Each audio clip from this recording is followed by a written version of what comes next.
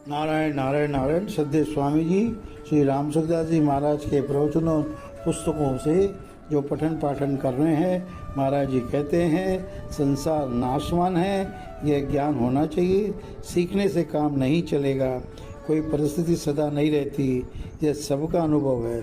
फिर उसकी इच्छा क्यों करे? इच्छा पूरी होगी नहीं, पूरी होगी तो टिकेगी नहीं।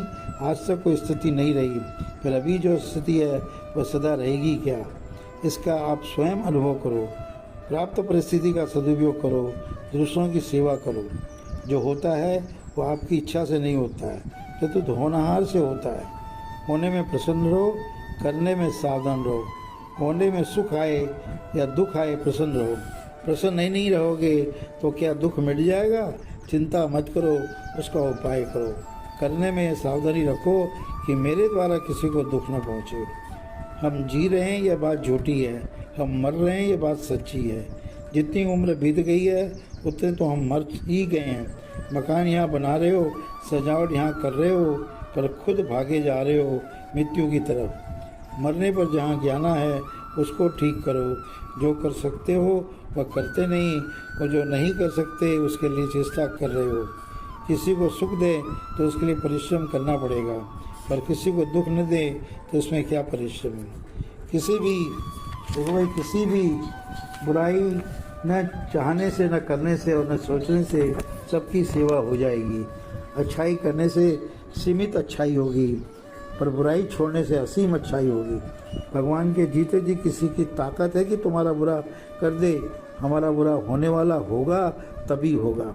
सत्संग से हर हाल में खुश रहने की विद्या आ जाती है। जो अपने हाथ की बात नहीं है उस विषय चिंता क्यों करें? जैसे सिनेमा में जो बीत गया वह भी मशीन में है, और जो चल रहा है वह भी मशीन में है, और जो नहीं आया वह भी मशीन में है। ऐसे ही तीनों काल भगवान रूपी मशीन में है, फिर हम चिंता क्यों करें? हो यही सोई जो राम रची राखा, को करी तर्क बढ़ावे शाखा। भगवान बिना मांगे सहायता करते हैं, उपाय देते हैं, संग देते हैं। जो थोड़ा भी भगवान पर भरोसा रखता है उसका भगवान इतनी रक्षा करते हैं, इतना ध्यान करते हैं कि कह नहीं सकते। देखो भाई, शरणागति सबके सुगम और सर्वश्रेष्ठ साधन है, परंतु अभिमानी व्यक्ति शरण नहीं हो पाता। मैं गृहस्थ हूँ ऐसा मानने से सब क्रियाएं वैसी होगी जैसे गृहस्थ को करनी चाहिए। मैं साधक हूँ ऐसा मानने से सब क्रियाएं वैसी होगी जैसे साधक को करनी चाहिए। इसलिए सबसे पहले अहंता को बदलने की बहुत आवश्यकता है। अहंता ही संसार की जड़ है, अटैचमेंट। मैं साधक हूँ ऐसा मानने से साधन की मुख्यता रहेगी। राग द्वेष रहित क्रियाएं होने से गृहस्थ भी सुधर जाएगा। मैं साधक हूँ यह अहंता होगी तो सत्संग की बातें को चट पकड़ लेगा। यदि मैं गृहस्थ हूँ यह अहंता होगी तो सत्संग की बातें कैसे पकड़ेगा? जिस साधन में आपका मन लग जाएगा वह साधन तेज हो जाएगा। जिससे भगवान में ज़्यादा ललीनता हो, भगवान से ज़्यादा समझ जुड़े, वह साधन तेज हो जाता है। साधन वही सिद्ध होता है जो निरंतर होता है। रसोई वही तैयार होती है जो निरंतर बनती है। जैसे श्वास हरदम लेने के लिए एक ही साधन हरदम करने का है। जैसे रोज़ाना रोटी खाते हैं तो उसमें नित्य नया रस मिलता है, ऐसे ही रोज़ाना सत्संग करने से नित्य नया रस मिलता है।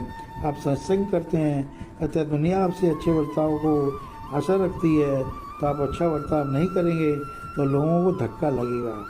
धन से भी अधिक मूल्य धर्म है तथा ईश्वर का समझना चाहिए, और धर्म पालन करने योग्य और ईश्वर प्राप्त करने योग्य है। नारायण।